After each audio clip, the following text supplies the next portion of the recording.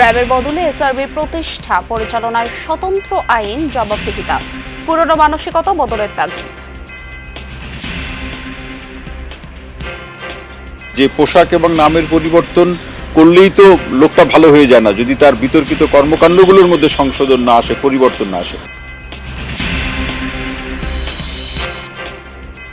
ফ্যাসিবাদ মুক্ত দেশে এবার ঘুরে দাঁড়ানোর পালা। রাজস্ব সম্মেলনে বললেন প্রধানমন্ত্রী, কর ব্যবস্থাপনাকে দুর্নীতি ও হয়রানি মুক্ত করার নির্দেশ। একই করদাতাদের ওপর বারবার করের বোঝা বাড়িয়ে রাজস্ব বৃদ্ধির নীতি খুব সম্ভবত টেকসই পদ্ধতি নয়। 2028 সাল থেকে প্রাথমিক ও মাধ্যমিকে নতুন কারিকুলাম যাচাই বাছাইয়ে আগামী সপ্তাহ থেকে কাজ শুরু করবে নতুন কমিটি। 5 জেলায় সড়ক দুর্ঘটনায় শিশু সহ নিহত 9। সিরাজগঞ্জে 3 ঘন্টা সড়ক অবরোধ করে স্থানীয়দের বিক্ষোভ।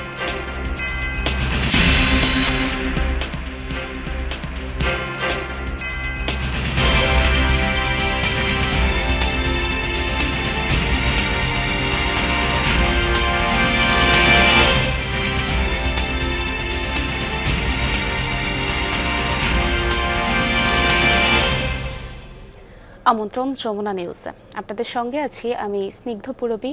আর এতক্ষণ দেখছিলেন শিরোনাম।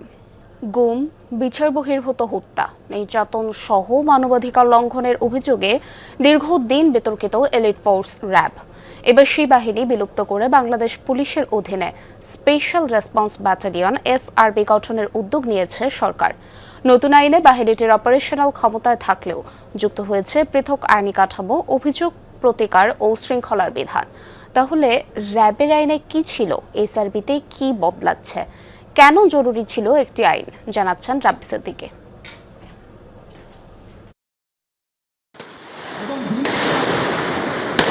2004 সালে বিএনপি সরকারের সময়ই যাত্রা শুরু করে র্যাব। শুরু থেকেই র্যাবকে একটি বিশেষায়িত অপরাধ দমন বাহিনী হিসেবে গড়ে তোলার পরিকল্পনা ছিল। তবে এই এলিট ফোর্সের আলাদা কোনো আইনি ভিত্তি ছিল না। 2003 সালে আর্মড পুলিশ ব্যাটালিয়ন্স অর্ডিন্যান্স 1979 সংশোধন করে এর মধ্যে র্যাবকে অন্তর্ভুক্ত করা হয়। পুলিশ সহ বিভিন্ন ডিসিপ্লিনড ফোর্স থেকে সদস্য এনে র্যাব গঠন করা হয়। বাহিনীকে দেওয়া হয় অভ্যন্তরীণ নিরাপত্তা, সন্ত্রাস ও সশস্ত্র অপরাধ দমন, অবৈধ অস্ত্র উদ্ধারের পাশাপাশি সরকারের নির্দেশে অপরাধ তদন্তের ক্ষমতাও। 2 দশকে নানা সফলতার পাশাপাশি এই বাহিনীর বিরুদ্ধে ওঠে গুম, বিচার বহির্ভূত হত্যা ও নির্যাতনের গুরুতর অভিযোগ। 2014 সালে নারায়ণগঞ্জে 7 খুন, 2011 সালে ঝালকাঠিতে লিমনকে গুলি এবং 2018 সালে সন্তানকে ফোনে রেখে টেকনাফে কাউন্সিলর একরামুল হককে হত্যার ঘটনায় তোলপাড় হয় দেশ জুড়ে। হ্যালো 2021 সালে মানবাধিকার লঙ্ঘনের দায়ে র্যাবের কয়েকজন সাবেক ও বর্তমান কর্মকর্তার ওপর নিষেধাজ্ঞা দেয় যুক্তরাষ্ট্র। এরপর আসে 2024-এ গণ অভ্যুত্থানে বাহিনীর ভূমিকা। হেলিকপ্টার থেকে গুলি করার ঘটনা এরই মধ্যে প্রমাণ হয়েছে আন্তর্জাতিক অপরাধ ট্রাইব্যুনালেও। গুম কমিশনের রিপোর্টেও স্পষ্ট করা হয় র্যাবের আরও সব বিতর্কিত কর্মকাণ্ড। ফলে বাহিনীটি বিলুপ্তেরও দাবি ওঠে। বিএনপি সরকার গঠনের 6 মাসের মাথায় র্যাবের বদলে গঠন করা হচ্ছে স্পেশাল রেসপন্স ব্যাটালিয়ন বা এসআরবি। সোমবার মন্ত্রিসভায় অনুমোদন পেয়েছে এসআরবি আইন 2026। নতুন ও পুরনো বাহিনীর কাজের ধরনে মিল থাকলেও কাঠামোগত জায়গায় থাকছে বড় পার্থক্য।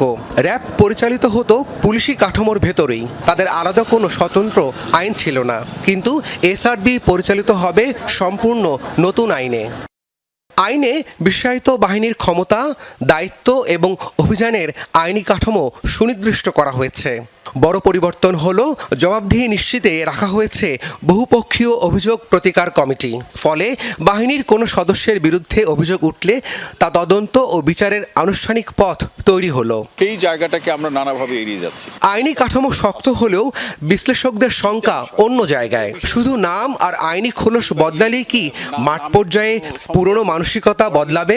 নতুন নাম নিয়ে যদি বিতর্কিত কর্মকাণ্ড করে, মানুষ কি সমালোচনা করতে, মানুষ কি ভুলে যাবে বা মানুষ কি সমালোচনা করবে না? নিশ্চয়ই সমালোচনা করবে, এবং তখন সমালোচনার মাত্রাটা আরও বেশি ভয়াবহ হবে। যে পোশাক এবং নামের পরিবর্তন করলেই তো লোকটা ভালো হয়ে যায় না, যদি তার বিতর্কিত কর্মকাণ্ডগুলোর মধ্যে সংশোধন না আসে, পরিবর্তন না আসে।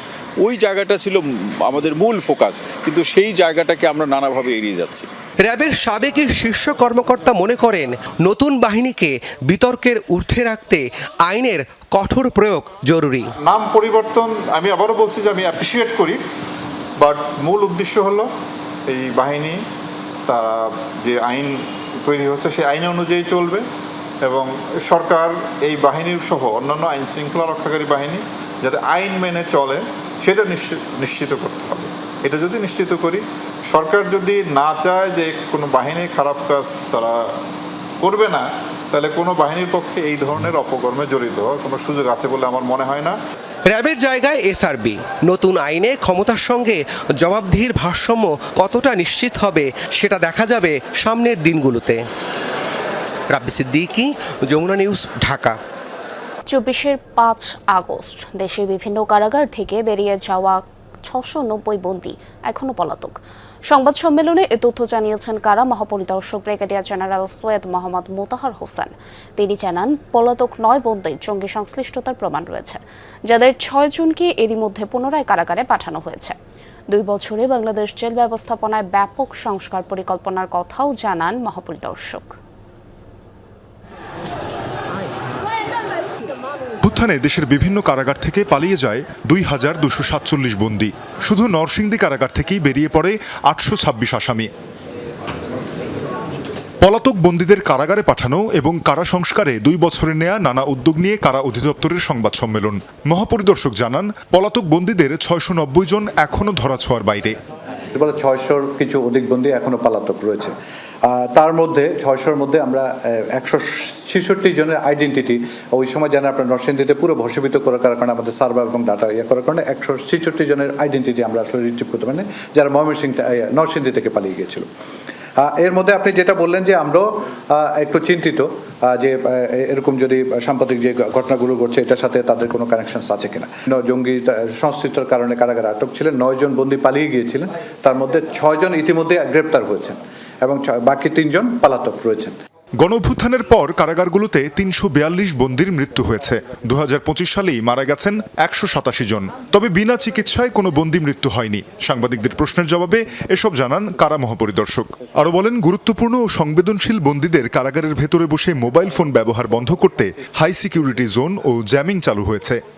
কারাগারের যে কোনো মৃত্যুকে কিন্তু আমরা নিজেরা ইনভেস্টিগেট করে এটাকে প্রপার ফাইলিং করে ফরেন্সিক যেখানে ফরেন্সিক দরকার আছে ওইটা কিন্তু ফরেন্সিক করে কিন্তু আমরা ডকুমেন্টেশন। সো এখন পর্যন্ত আমি এমন কোনো জায়গায় পাইনি সত্যিকার অর্থে যেখানে কাউকে চিকিৎসা সেবা দেওয়া হয়নি অথবা সে পর্যাপ্ত চিকিৎসা পায়নি।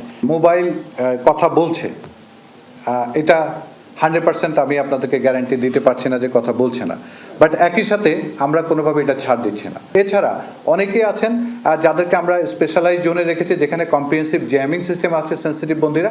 আমি আশা করছি যে তারা এই সুযোগ ইভেন মোবাইল যদি কোনো কারণে কিভাবে ঢুকাতেও পারে তারা কিন্তু মোবাইল ফোন ব্যবহার করতে পারছে না। শুধু নিরাপত্তাই নয়, কারাগারকে আধুনিক সংশোধন কেন্দ্র হিসেবে গড়ে তুলতে ব্যাপক সংস্কার উদ্যোগের কথা বলছে কারা কর্তৃপক্ষ। বাংলাদেশ জেল নাম পরিবর্তন করে custodial and correction service Bangladesh করা হচ্ছে বলে জানান মহাপরিদর্শক। দপ্তরের নাম পরিবর্তন করে কারেকশনাল কাস্টোডিয়াল সার্ভিস নাম পরিবর্তনের একটা প্রস্তাবনা সরকারের কাছে উপস্থাপন করেছি। তানজিম শাফিন, যমুনা নিউজ, ঢাকা। কর ব্যবস্থাপনাকে সহজ, দুর্নীতি ও হয়রানি মুক্ত করার নির্দেশ দিয়েছেন প্রধানমন্ত্রী তারেক রহমান। বলেন, একই করদাতার উপর বারবার করের বোঝা বাড়িয়ে রাজস্ব আদায় বৃদ্ধির চেষ্টা কখনোই টেকসই পদ্ধতি নয়। দক্ষ ব্যবস্থাপনার মাধ্যমে জাতীয় রাজস্ব বোর্ডকে মানুষের আস্থার প্রতিষ্ঠানে রূপ দেওয়ার আহ্বান জানান সরকার প্রধান। প্রধানমন্ত্রী আশ্বাস দেন, অতীতের ঘটনা ভুলে সৎ ও যোগ্য কর্মকর্তাদের জন্য সহায়ক কর্মপরিবেশ তৈরি করবে সরকার। রাজস্ব আদায়ের কৌশল ও করণীয় ঠিক করতে রাজধানীর চীন মৈত্রী সম্মেলন কেন্দ্রে আয়োজন করা হয় জাতীয় রাজস্ব সম্মেলনের, যেখানে চলতি বছরের 6 লাখ কোটি টাকার বেশি কর আদায়ের লক্ষ্যমাত্রা নিয়ে কথা বলেন বক্তারা। অনুষ্ঠানে সরকারের নীতি ও পরিকল্পনা তুলে ধরেন অর্থমন্ত্রী ও অর্থ উপদেষ্টা। আমাদের মাসিক রাজস্ব সভায় যখন অনুষ্ঠানে রাজস্ব কর্মকর্তাদের কাছ থেকে সরাসরি এ খাতের সংকট আর সম্ভাবনা নিয়ে জানতে চান প্রধানমন্ত্রী। সে আলাপের পাশাপাশি অন্তর্বর্তীকালীন সরকারের সময় আন্দোলনের দায়ে অনেক কর্মকর্তার বরখাস্ত, দণ্ড ও বিভাগীয় শাস্তি নিয়ে সরকার প্রধানের হস্তক্ষেপ চান আগতরা। প্রধানমন্ত্রীও আশ্বাস দেন সৎ ও যোগ্যদের বিষয়ে বিবেচনা করবে তার সরকার। আমরা সকলকে নিয়ে এগোতে চাই, যেটি অতীতে হয়ে গেছে। আমাদের প্রত্যাশা থাকবে যে ইনশাল্লাহ ভবিষ্যতে এরকম কোনো অপ্রীতিকর ঘটনা ঘটবে না। আপনারা যেটি চাইছেন সরকারের কাছে, সরকার অবশ্যই অত্যন্ত গুরুত্বের সাথে এটি বিবেচনা করবে। যারা সৎ, যারা দক্ষ অফিসার্স আছেন, তাদেরকে আরো বেশি করে কাজ করার সুযোগ করে দিতে, তারা যাতে দেশের জন্য আরো বেশি কন্ট্রিবিউট করতে পারেন, এবং সেই কারণে যে পরিবেশ তৈরি করা দরকার, সরকারের সর্বোচ্চ চেষ্টা থাকবে সেই পরিবেশটা তৈরি করা। এ সময় করদাতাদের সাথে রাজস্ব কর্মকর্তাদের আস্থার ঘাটতি নিয়ে প্রশ্ন তোলেন সরকার প্রধান। বলেন, দেশে কর ভিত্তি এখনো সংকীর্ণ। করদাতা ও রাজস্ব প্রশাসনের মধ্যে আস্থার সম্পর্কেও আরো শক্তিশালী করা প্রয়োজন। কর ব্যবস্থাপনা কিংবা কর আদায় পদ্ধতি সহজ এবং দুর্নীতি ও হয়রানিমুক্ত হওয়া প্রয়োজন। ব্যক্তি স্বার্থের চেয়ে প্রতিষ্ঠান তথা সবার আগে দেশের স্বার্থ রক্ষা করা প্রয়োজন। একই করদাতাদের ওপর বারবার করের বোঝা বাড়িয়ে রাজস্ব বৃদ্ধির নীতি খুব সম্ভবত টেকসই পদ্ধতি নয়, বরং কর প্রদানে সক্ষম ব্যক্তিদেরকে শনাক্ত করে তাদেরকে যথাযথ নিয়মে করের আওতায় আনার ব্যবস্থা করার কার্যক্রম উদ্যোগ গ্রহণ করা বোধহয় অত্যন্ত প্রয়োজন। এই জন্য ডিজিটালি আধুনিক ডাটা ভিত্তিক কর প্রশাসন গড়ে তোলার খুব সম্ভবত কোনো বিকল্প নেই। বিশ্বে ব্যবসার নতুন নতুন মডেল তৈরি হচ্ছে জানিয়ে এনবিআর কর্মকর্তাদের বহুমাত্রিক অভিজ্ঞতা অর্জনের উপর জোর দেন প্রধানমন্ত্রী। বলেন, সরকার একটি সমৃদ্ধ, বিনিয়োগ বান্ধব রাজস্ব ব্যবস্থাপনা গড়তে চায়। ফ্যাসিবাদ মুক্ত বাংলাদেশে এবার আমাদের ঘুরে দাঁড়ানোর পালা, অর্থাৎ বাংলাদেশের ঘুরে দাঁড়ানোর পালা। দেশের জনগণ বর্তমানে এনবিআরকে একটি নির্ভরযোগ্য এবং বিশ্বস্ত প্রতিষ্ঠান হিসাবে প্রত্যাশা করে। দক্ষ এবং টেকসই রাজস্ব ব্যবস্থাপনার মাধ্যমে জন আস্থা অর্জন সম্ভব, যেটি আপনাদের কারো বক্তব্য থেকেও উঠে এসেছে। করদাতাতে সেই প্রত্যাশা পূরণের দায়িত্ব আপনাদেরকে অবশ্যই নিতে হবে। পরে সম্মেলনে বিভিন্ন স্টল ঘুরে দেখেন প্রধানমন্ত্রী। আরিফিন শাকিল, যমুনা নিউজ, ঢাকা। 5 জেলায় সড়ক দুর্ঘটনায় শিশু সহ 9 জন নিহত হয়েছেন। এর মধ্যে চাঁপাইনবাবগঞ্জের শিবগঞ্জে মোটরসাইকেল নিয়ন্ত্রণ হারিয়ে প্রাণ গেছে 2 জনের। স্থানীয়রা জানায়, ভোরে কনসার্ট বাজার থেকে মোটরসাইকেলে বাড়ি ফিরছিলেন বালিয়াদিঘি গ্রামের আবু হায়াত ও হাবিব। মুসলিমপুর টেকশাল দিঘি এলাকায় পৌঁছলে নিয়ন্ত্রণ হারায় চালক। রাস্তার পাশে পড়ে যায় মোটরসাইকেলটি। গুরুতর আহত 2 জনকে হাসপাতালে নেওয়া হলে চিকিৎসক তাদের মৃত ঘোষণা করেন। এদিকে ভোরে সিরাজগঞ্জের উল্লাপাড়ায় ট্রাক ও পিকআপের সংঘর্ষে মারা গেছেন 2 জন। এলাকাবাসীর অভিযোগ, আহতদের দ্রুত উদ্ধার করে হাসপাতালে নিতে না পারায় তাদের মৃত্যু হয়। এ ঘটনায় ক্ষুব্ধ জনতা 3 ঘন্টা মহাসড়ক অবরোধ করে রাখে। তবে অবহেলা অভিযোগ অস্বীকার করেছে পুলিশ। এছাড়া দিনাজপুরে ফুলবাড়িতে ট্রাকের ধাক্কায় প্রাণ গেছে 3য় শ্রেণীর এক শিক্ষার্থীর। পুলিশকে বারবার খবর দেওয়ার পরেও তারা আসে নাই।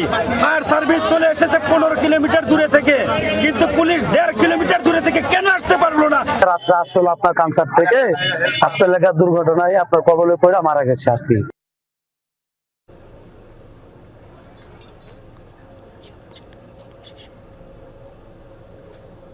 গোপালগঞ্জে ট্রাকের সাথে বাসের মুখোমুখি সংঘর্ষে 3 জন নিহত হয়।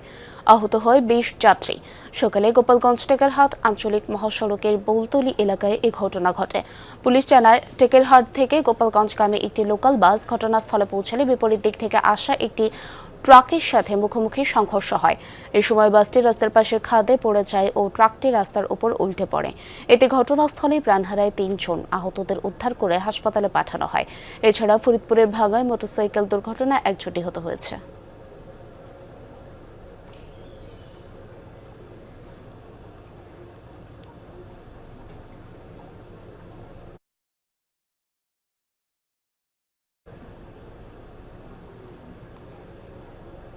সিলেটে স্লিপার বাস বন্ধে অভিযান পরিচালনা করছে জেলা প্রশাসন ও বিআরটিএ।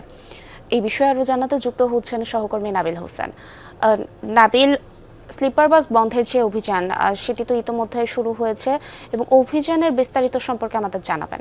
কিছুক্ষণ আগেই মূলত সিলেটের হুমায়ুন রশিদ চত্বরে যেসব বাস কাউন্টারগুলো রয়েছে সেই বাস কাউন্টারগুলোতে বিআরটি এবং জেলা প্রশাসন তারা যৌথ একটি অভিযান চালাচ্ছে এবং ইতিমধ্যে দুটো বাস কাউন্টারকে তারা অর্থদণ্ড প্রদান করা হয়েছে। এখন আরেকটি বাস কাউন্টার এই মুহূর্তে আছে আমরা জেদ্দা এক্সপ্রেস নামে একটি বাস কাউন্টারে, সেখানেও আসলে একই অভিযোগ, অর্থাৎ যে স্লিপার বাস মহাসড়কে চলছে যেটিকে বিআরটি বলছে অনুমোদনহীন, অর্থাৎ স্লিপার বাস মহাসড়কে চলার অনুমোদন নেই, সেই অভিযোগেই মূলত এখানেও জেদ্দা এক্সপ্রেস তাদেরকেও অর্থদণ্ড প্রদান করা হচ্ছে। এবং বিআরটিএ বা জেলা প্রশাসন প্রথমত যেটি জানিয়েছে যে আজকে যেহেতু প্রথমবারের মতো অভিযান পরিচালনা করা হচ্ছে সেক্ষেত্রে আজকে শুধুই অর্থদণ্ড প্রদান করা হচ্ছে, তবে পরবর্তীতে যদি এইসব বাস কাউন্টার বা বাসের প্রতিষ্ঠানগুলোকে আসলে মহাসড়কে স্লিপার বাস চলাচল করতে দেখা যায় এইসব প্রতিষ্ঠানের, সেক্ষেত্রে তখন ওই বাসগুলোকে জব্দ, পাশাপাশি এই প্রতিষ্ঠানের বিরুদ্ধে মামলা, এরকম কঠোর আইনানুগ পদক্ষেপ নেওয়া হবে, এমনটি আসলে এখানকার যারা অভিযান পরিচালনাকারী যারা আছেন তারা আমাদেরকে জানিয়েছেন।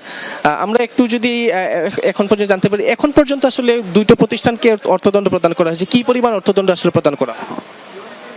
অর্থদণ্ড আপনার হচ্ছে লন্ডন এক্সপ্রেসকে আপনার 15,000 টাকা জরিমানা করা হয়েছে এবং হচ্ছে প্যারাডাইস এক্সপ্রেসকেও 15,000 টাকা জরিমানা করা হয়েছে। আমরা একটু এই অভিযান যিনি পরিচালনা করছেন, আজকে তো শুধু অর্থদণ্ড প্রদান করা হচ্ছে, সেক্ষেত্রে পরবর্তীতে যদি একই অভিযোগ থাকে সেক্ষেত্রে আপনাদের কি যথা? আমরা তো যদি ওনারা অর্থদণ্ড প্রদান না, শুধু আমরা ওনাদেরকে সতর্ক করে যাচ্ছি একই সাথে আসলে। তো ভবিষ্যতে যদি আমরা ওনাদেরকে অনুমোদনহীনভাবে এভাবে স্লিপার বাস যদি চলাচল করতে দেখি, সেক্ষেত্রে আমরা আইনগতভাবে যেসব প্রক্রিয়া, অর্থাৎ আমরা জব্দ করা সহ আমরা এক্সট্রিম যে যতটুকু করা প্রয়োজন আমরা আমাদের যাত্রীদের এবং মানুষের নিরাপত্তা নিশ্চিত করার জন্য আমরা ততটুকু পর্যন্ত কাজ। নিশ্চয়ই আসলে তাদের যে কথা, সেই কথাগুলো শুনছিলেন যে আজকে অর্থ প্রদানের পাশাপাশি তাদেরকে সতর্ক করা হচ্ছে যাতে যে স্লিপার বাসগুলো অনুমোদনহীন সেগুলো যাতে আর মহাসড়কে চলাচল না করতে পারে। এর পাশাপাশি আরও আসলে এই অভিযান চলবে, সেই অভিযানের পরবর্তী তথ্য আপনাদেরকে জানাতে থাকবো। নিশ্চয়ই নাবিল, পরবর্তীতে অন্যান্য অভিযানের তথ্য আমরা আপনার থেকে জানবো। অনেক ধন্যবাদ আপনাকে। মহাসড়কে শৃঙ্খলা ফেরাতে এআই ক্যামেরা স্থাপন করায় পরিবহনের চাঁদাবাজি কমে আসবে, নারায়ণগঞ্জে এমনটা বলেছেন স্বরাষ্ট্রমন্ত্রী সালাউদ্দিন আহমদ। দুপুরে ঢাকা চট্টগ্রাম মহাসড়কে সোনারগাঁওয়ের মেঘনাঘাট এলাকায় auto fine system AI camera উদ্বোধন করেন তিনি। এ সময় মন্ত্রী বলেন, মহাসড়কে যে চাঁদাবাজি হয় সেটি মালিক পক্ষ, শ্রমিক পক্ষ বা পুলিশ যেই হোক তা ক্যামেরায় রেকর্ড থাকবে, এতে চাঁদাবাজির প্রবণতা কমে আসবে। মহাসড়কে যানবাহনের ওভার স্পিড, অবৈধ পার্কিং সহ ট্রাফিক আইন লঙ্ঘন করলে তা স্বয়ংক্রিয়ভাবে শনাক্ত করবে এআই ক্যামেরা। এরপর গাড়ির নিবন্ধিত মালিকের মোবাইলে যাবে মামলার তথ্য ও জরিমানা নোটিশ। উদ্বোধনী অনুষ্ঠানে স্বরাষ্ট্রমন্ত্রী আরও বলেন, মহাসড়কে কোনো ধরনের থ্রি হুইলার চলতে দেওয়া হবে না, নির্দেশ অমান্য করলে তাদের বিরুদ্ধে নেওয়া হবে ব্যবস্থা। মহাসড়কে যে চাঁদাবাজি হয় সেটা মালিক পক্ষ থেকে হোক, শ্রমিক ফেডারেশনের পক্ষ থেকে হোক বা পুলিশের পক্ষ থেকে হোক, সব কিছু ক্যামেরায় যেহেতু রেকর্ডেড থাকবে, আশা করি এই প্রবণতাটা কমবে এবং আমি বিশ্বাস করি জনগণের সহযোগিতায় আমরা মহাসড়কে চাঁদাবাজি বন্ধ করতে পারব। 2028 সাল থেকে প্রাথমিক ও মাধ্যমিকের নতুন কারিকুলামে চলবে শিক্ষা কার্যক্রম। এজন্য আগামী সপ্তাহে একটি কমিটি গঠন করা হবে বলে জানিয়েছেন শিক্ষামন্ত্রী আনম এহসানুল হক মিলন। দুপুরে খেলায় খেলায় শিখি বিষয়ক একটি কর্মশালায় একথা বলেন তিনি। জানান, প্রাথমিক পর্যায় থেকে একটি নতুন প্রজন্ম তৈরি করতে চায় সরকার। এরই অংশ হিসেবে প্রাথমিক শিক্ষা ব্যবস্থায় খেলায় খেলায় শিখের উদ্যোগ নেওয়া হয়েছে। এছাড়াও ইফটিজিং এর মতো অসামাজিক কার্যকলাপ থেকে সন্তানদের দূরে রাখতে শিশুদের খেলাধুলার দিকে আগ্রহী করার প্রতি তাগিদ দেন শিক্ষামন্ত্রী। বলেন, এবার তড়িঘড়ি করে ক্লাস 4 থেকে খেলায় খেলায় শিখে কার্যক্রম শুরু করা হয়েছে, তবে আগামীতে ক্লাস 1 থেকে শুরু করা হবে এই কার্যক্রম।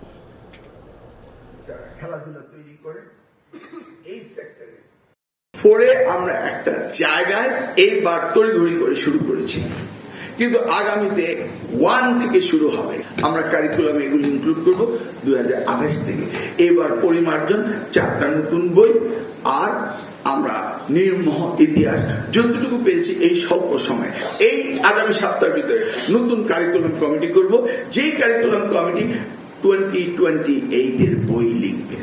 সাবেক সেনাপ্রধান জেনারেল আজিজ আহমেদের বিরুদ্ধে রেড নোটিশ জারি করতে ইন্টারপোলের চিঠি দিয়েছেন আন্তর্জাতিক অপরাধ ট্রাইব্যুনাল এর চিফ প্রসিকিউটর। মতিঝিলে শাপলা চত্বরে হেফাজতে ইসলামের সমাবেশে অভিযান ও পরদিন নারায়ণগঞ্জের সিদ্ধেরগঞ্জে গুলির ঘটনায় মামলার ভিত্তিতে এই চিঠি দেওয়া হয়েছে। চিফ প্রসিকিউটর জানান, শাপলা চত্বরে সংঘটিত হত্যাকাণ্ডের এই মামলায় প্রথম কোনো পলাতক আসামিকে ইন্টারপোলের মাধ্যমে দেশে ফিরিয়ে আনার উদ্যোগ নেওয়া হয়েছে। তিনি বলেন, আজিজ আহমদ মধ্যপ্রাচ্য বা অন্য কোনো দেশে পালিয়ে গেছেন বলে জানা গেছে। ইন্টারপোলের মাধ্যমে তাকে ফিরিয়ে এনে বিচারের মুখোমুখি করার আশা প্রকাশ করেন তিনি। পর্যায়ক্রমে মামলার অন্য পলাতক আসামিদেরও ফিরিয়ে আনার উদ্যোগ নেওয়া হবে বলেও জানান চিফ প্রসিকিউটর।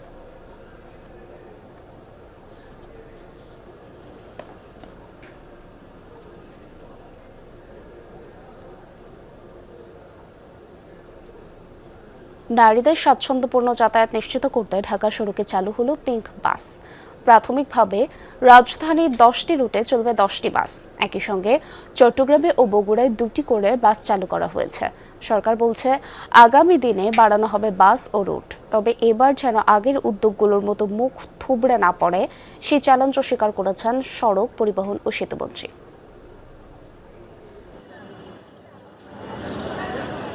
নতুন রঙে নতুন পরিচয়ে ঢাকার সড়কে যাত্রা শুরু। নারীদের জন্য নির্ধারিত পিঙ্ক বাস। নিরাপদ ও স্বস্তিদায়ক যাতায়াতের লক্ষ্যেই এমন উদ্যোগ। প্রথম দিনেই বাসে ওঠেন বিভিন্ন বয়সী নারী। নতুন ব্যবস্থায় সন্তুষ্টি তাদের কণ্ঠে।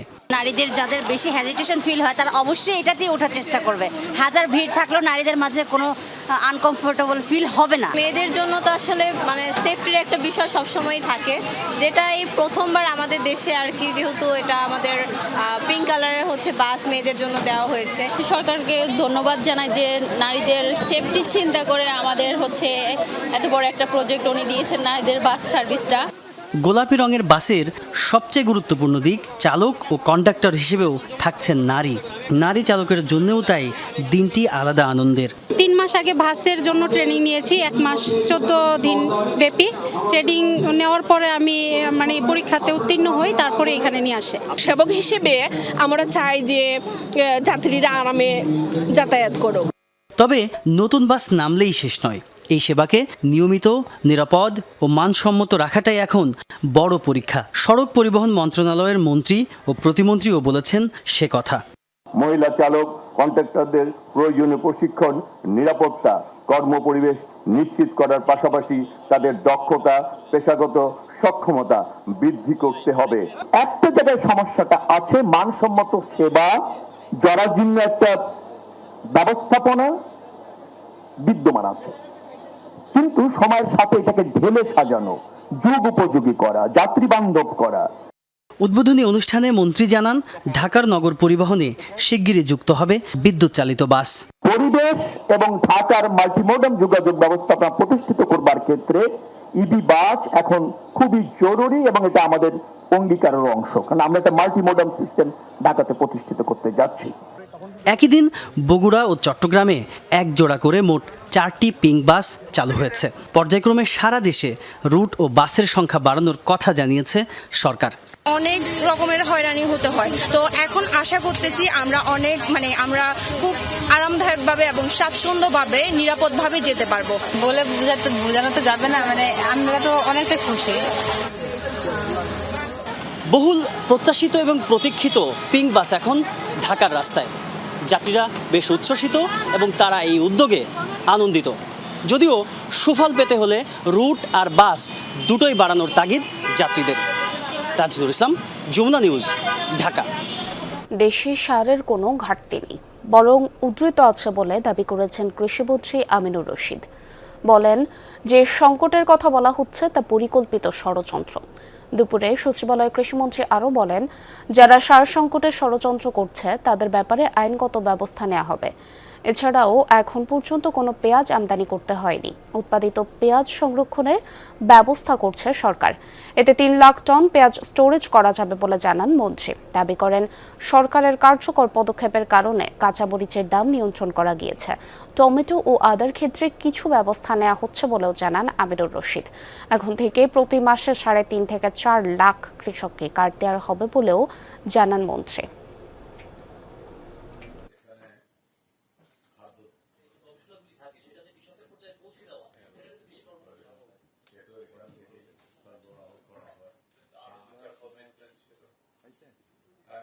সারে কোনো রকম কোনো শর্টেজ নাই, সাপ্লাস আছি আমরা অনেক। গত বছর এই সময় যা ছিল তার থেকেও বেশি আছে। অ্যাকচুয়ালি এই সারের যে ক্রাইসিসটা, এটা আমি নির্দ্বিধায় বলতে পারি এটা প্ল্যান ওয়াইজ একটা ষড়যন্ত্রের অংশ।